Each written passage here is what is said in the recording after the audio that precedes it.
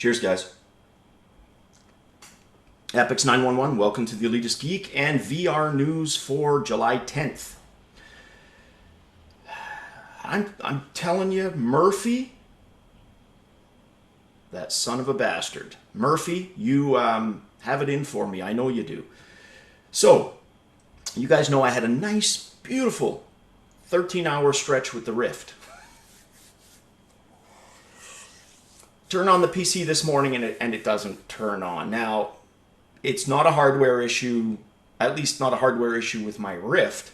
It looks like it's a hardware issue with my new upgraded PC.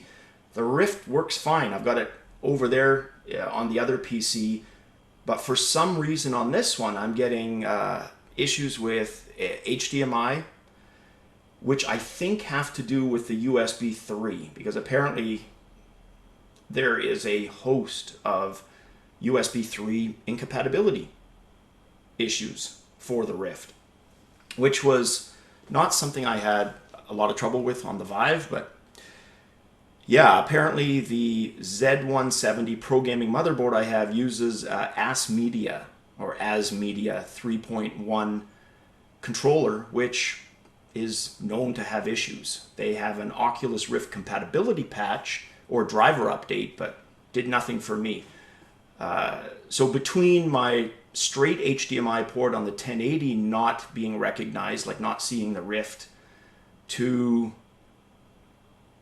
the USB ports on my motherboard. Now I've tried the 3.1 on the motherboard, Type A and Type C, and I've tried every one of the Intel 3.0s. I couldn't find anything definitive whether they were compatible or incompatible, but anyways, apparently the recommended solution for people like me, because it's plaguing a lot of people, is to buy a third-party USB 3.0 via PCI Express adapter, or card rather. Inatech, whatever, is the link that they link to on Amazon. So I ordered myself one of those. In the meantime, I'll just use the Rift on the machine behind me there, but my God, did I waste a lot of time just trying to get it to work again. I don't know why I got lucky. When I check out the error messages, they all say bandwidth related. Well, it surely isn't the bandwidth on my 1080. It has to be the USB that's causing that bandwidth error. It's the only thing I can think of. Because again, it doesn't happen on that other PC. So there you go. That's what I spent most of Saturday tinkering on. In fact, the whole night, and I couldn't get it going when it worked fine there. So anyways, to the news. So Slashdot has a real alarmist article dealing with doom and gloom prophecies for the Oculus Rift, and they base it strictly on the Steam Rift install user base, right? The argument being that most PC users have Steam. I'm not sure how much I buy into that being the main reason. You know, I suppose it's worth looking at, but I'm not sure how much I buy into that argument. But anyways, their thinking is that that would indicate that there's 50,000 Rift users versus 100,000 Vive kind of worldwide. Again, I'm not sure if I'm buying that argument, but they go on to talk about all of the things that we have been talking about for the last few weeks, right? The Vive controllers, Room VR and Chaperone, etc. And their thinking is that because of the woes that the Rift has had, you know, in terms of just meeting their shipments, not having a controller ready, etc., that's turned a lot of people off and towards the Vive. So anyways, interesting article. Have a read of it. I'm going to link it. Let me know what you guys think. I'm not sure what to think yet with regards to that. I always thought conservatively the number of Rift users was higher than Vive, but if that's true, it doesn't necessarily. Let's just suppose it is true. Does that ring the death knell for Rift? Hell no. I think that's way, way too premature. they can still turn this thing around to get those controllers out. People are going to forgive late shipments if there's killer apps to play on the hardware and they don't stumble again with those controllers. That's going to be key. When they launch the controller, they have to make shipments work. Whatever they got to do to their supply chain, if they got to hire a new supply chain manager or VP to make sure that that shit works, do it, because twice is not going to look good. And then certainly it could trigger the beginning of a bit of a decline. But until that happens, I'm not ready to write them off yet. This one cracked me up. This is, we talked about controllers in the previous videos, and a lot of you guys had just, awesome suggestions, and we linked each other some cool prototypes and devices that are out in the market. But nothing beats this one, guys. So VIR Zoom on Road to VR, again, I'll link it below, asks the question, and it's got to be tongue-in-cheek, but they phrase it pretty seriously, and even their writing is pretty serious, that this device might be the answer to mobility issues in VR. And then if you look at it, it's basically a cardio bike.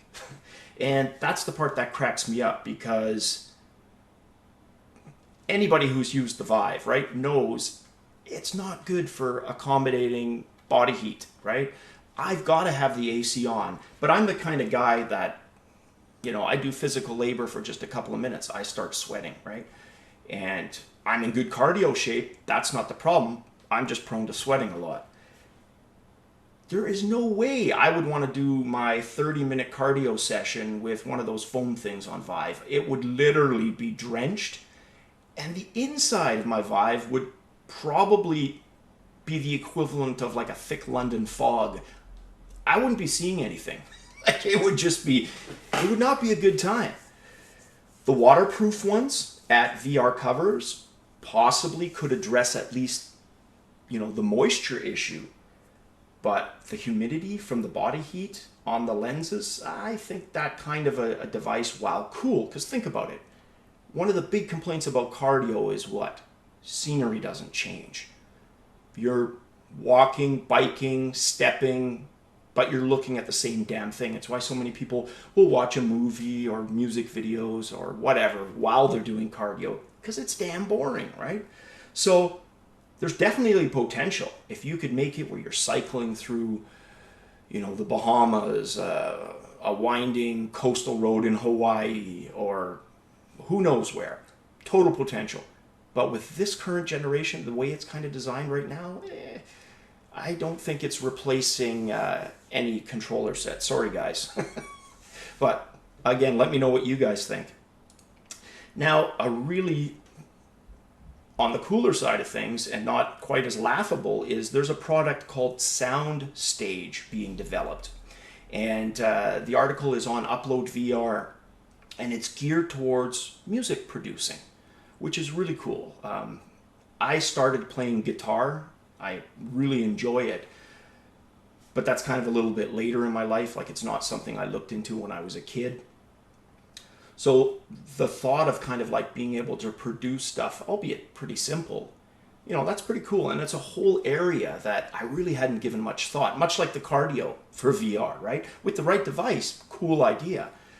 Same thing with the music. If you get those finely tuned VR gloves for individual fingers and superior tracking, like if all of that continues to evolve, I could see conceivably, sensors on your finger, and you could play virtual guitar and it would sound like a real guitar. I think there's all kind of potential. Right now with the motion controllers, the article goes on to say it's for the Vive right now. They go on to say it feels like you've got 2 fingers instead of 10, which absolutely, that's a limitation of the Vive controllers, right? It's not a glove style solution. So really cool product, definitely lots of potential. Right now, drums, sequencing, all those kind of production things are available. So definitely more details in the links, have a look. And then just to wrap it up, And Shigeru Miyamoto, the guy always means well. He's a legend in the industry, and forgive me if I butchered his name. But his latest is with regards to VR. And Nintendo's been a little bit coy about VR, as we mentioned in another video, a few videos back. They don't really have a very public roadmap to how they're going to handle VR, if it's even going to be something they focus on. But he commented that their main focus is going to be keeping it safe for kids. And I kind of did a bit of a double take on that, because here's why. And something is beeping, driving me nuts. And it's in the background there, so I'm going to have to kill that after. But where he went with that, or where I don't agree with that is, look, I'm a big kid at heart, but my reflexes when I was a kid were damn good. I mean, I'm the arcade generation, right? And what I think Nintendo is missing is, first of all, market segment. How much of their market is actually kids compared to people who grew up with Nintendo? You know, the Gen Xers like myself, the millennials. Like, Nintendo's been a company for a long time, producing quality games for a long time. A lot of those original fans are still playing Nintendo products. So, first of all, I don't know how large that kid size, quote unquote, market is. But when they say be safe, right? I don't think it gives kids enough credit. I mean, kids have an amazing ability. One of the prime advantages of our human species is, yes, we take a long time to mature. I mean, you look at a deer, it's born, it walks within 5 seconds, and it can run away from a wolf, right? Not so much with a human. We're basically completely useless for the first few years of our life, right? But that's because we gather so much learning. There's so much that goes into making an adult human, right? That kids are like sponges. Kids can learn languages without accents, multiple languages, right? I speak 2 languages without an accent. Up until about age 15. After that, you tend to keep the accent, right?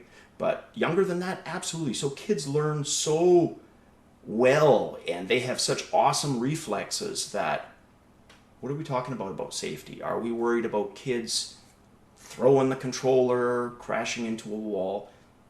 I don't know. I think that does a little bit of a disservice. If they're talking content, absolutely. You might not want your kid exposed to certain things. But my daughter, who's older now, when she was a kid, I got her into gaming young, and that was never a concern of mine, having her hurt herself. Yes, VR is a bit different, but I don't know. I thought that was a little strange. Anyways, that's it for this video, guys. I will not tinker with the Rift anymore. I ordered that Initech card. So until then, I'll just use it on that machine, and I'm going to continue with the Vive and gaming and editing.